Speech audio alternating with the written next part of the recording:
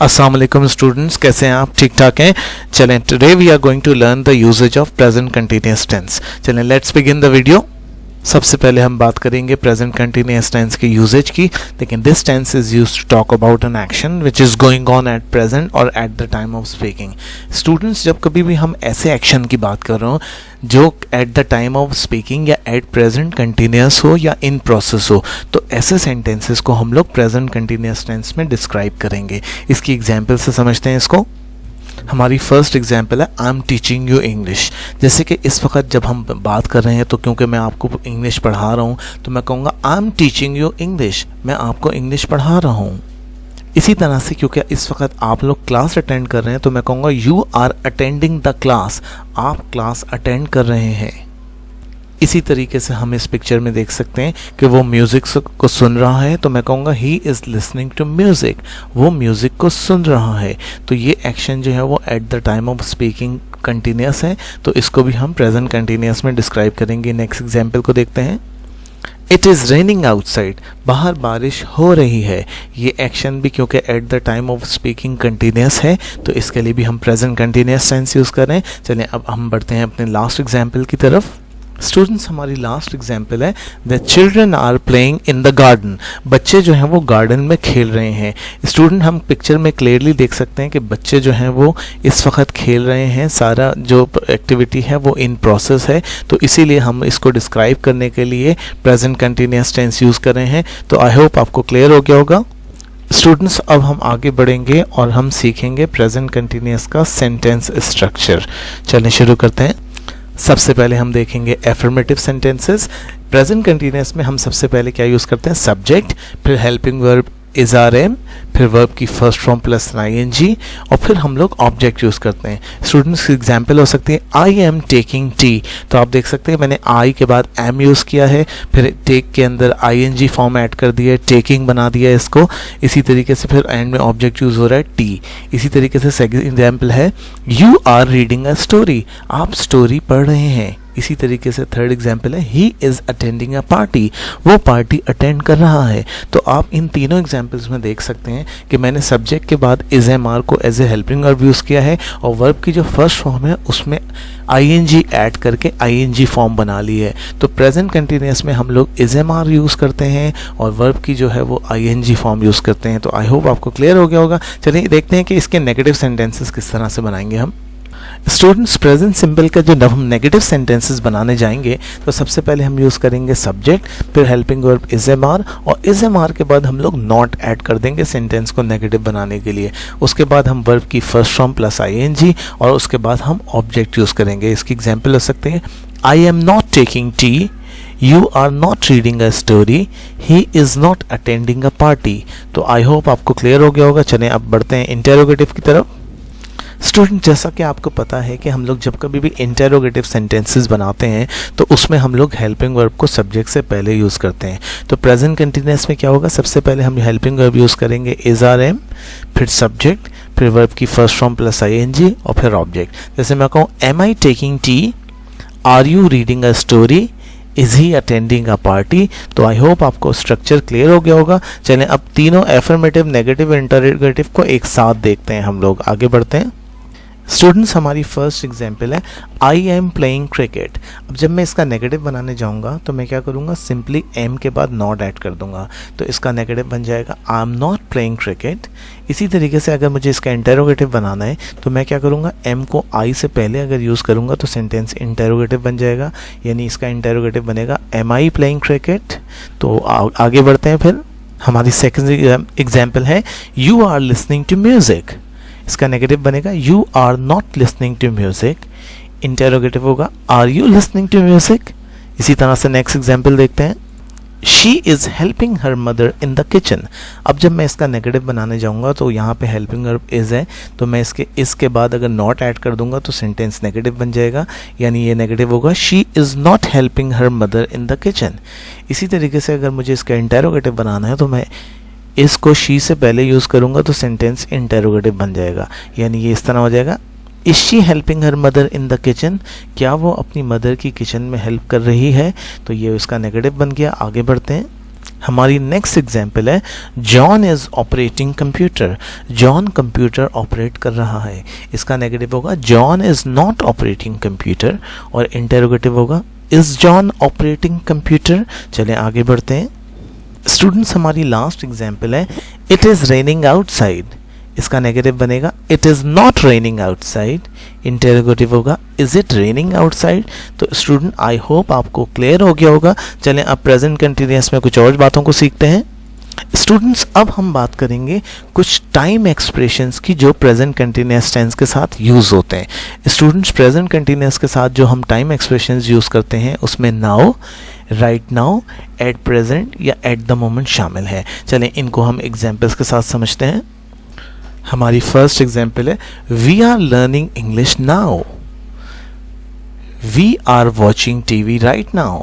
इसी तरह से हमारी नेक्स्ट एग्जाम्पल है at present my father is working abroad. At present I am attending my English class. इसी तरीके से एट द मोमेंट की एग्जाम्पल हो सकती है she is not waiting here at the moment. The children are playing in the garden at the moment। तो I hope आपको clear होगा कि किस तरीके से हम ये टाइम एक्सप्रेशन प्रेजेंट कंटिन्यूअस के साथ यूज़ करते हैं। चलें आगे बढ़ते हैं स्टूडेंट्स। हम लोग प्रेजेंट कंटिन्यूअस टेंस को कंटिन्यूअस सेक्शन के साथ यूज़ करते हैं, लेकिन कुछ सिचुएशंस ऐसी भी होती हैं जब हम लोग प्रेजेंट कंटिन्यूअस टेंस को दूसरी सिचुएशंस में भी यूज़ करते हैं। तो अब हम सीखेंगे कि प्रेजेंट कंटिन्यूअस का सेकंड यूजेज क्या होता है। देखिए present continuous tense is also use to talk about temporary routine actions with the following adverbs.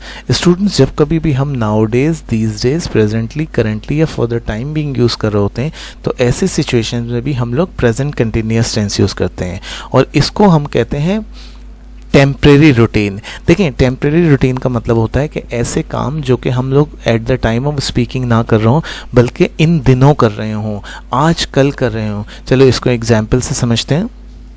Students इसमें मेरी फर्स्ट एग्जांपल है prices are getting higher nowadays, कि आजकल कीमतें बढ़ रही हैं। तो देखिए मैं ये नहीं कह रहा कि इस वक्त कीमतें बढ़ रही हैं, मैं कह रहा हूँ आजकल बढ़ रही हैं। तो ऐसे सेंटेंसेस में भी हम प्रेजेंट कंटिन्यूअस यूज़ करेंगे और हम कहेंगे prices are getting higher now days.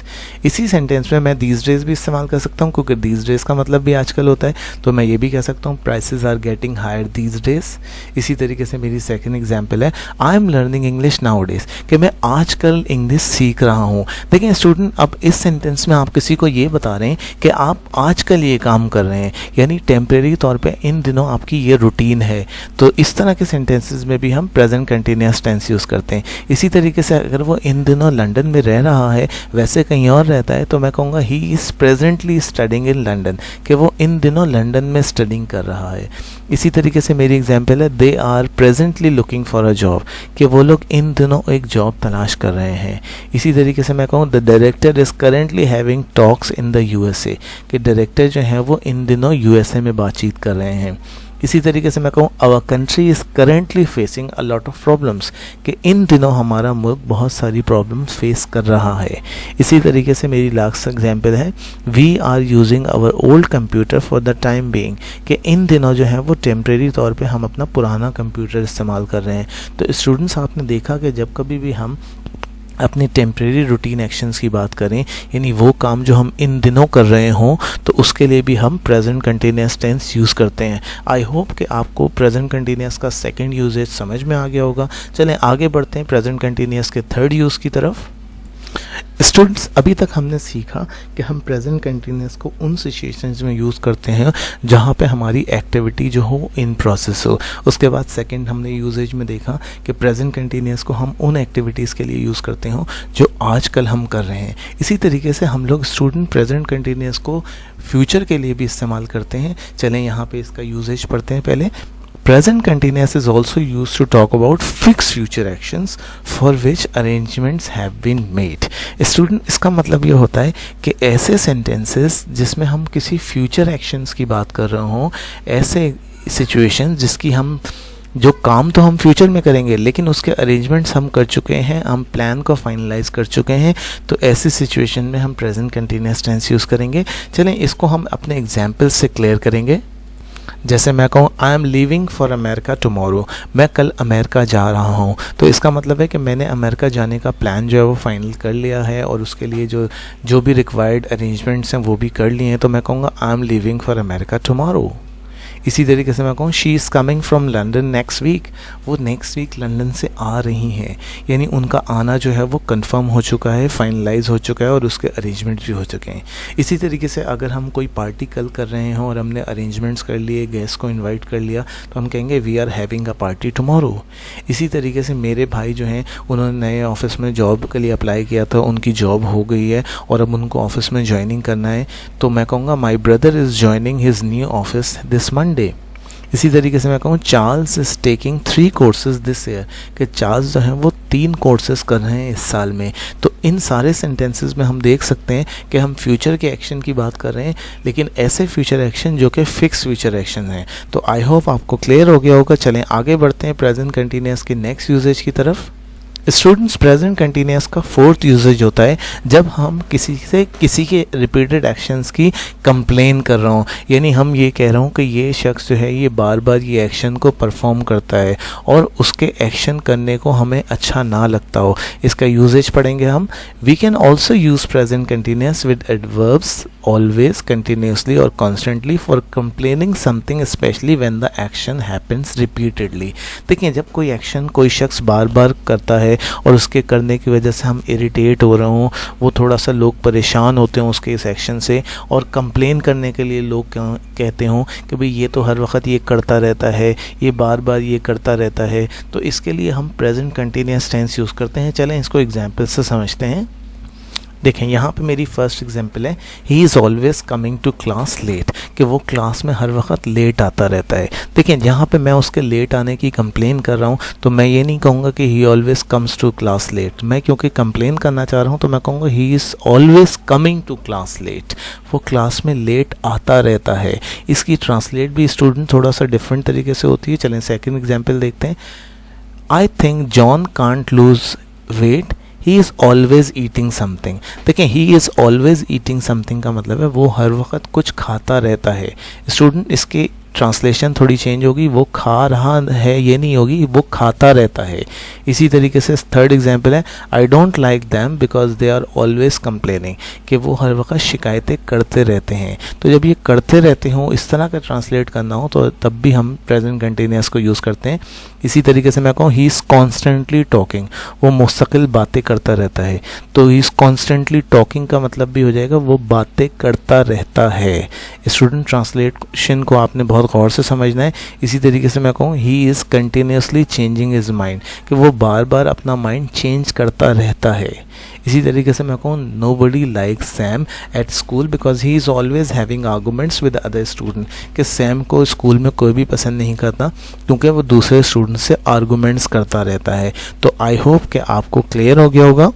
अब आपने क्या करना है, इन चारों यूजेज की अच्छे से प्रैक्टिस करनी है और इसके सेंटेंसेस बनाने हैं। तो आई होप आपको क्लियर हो गया होगा। So that is all from my side. अगर आपको वीडियो अच्छी लगी हो तो चैनल को सब्सक्राइब ज़रूर कीजिएगा। Thank you very much. अल्लाह हाफिज़।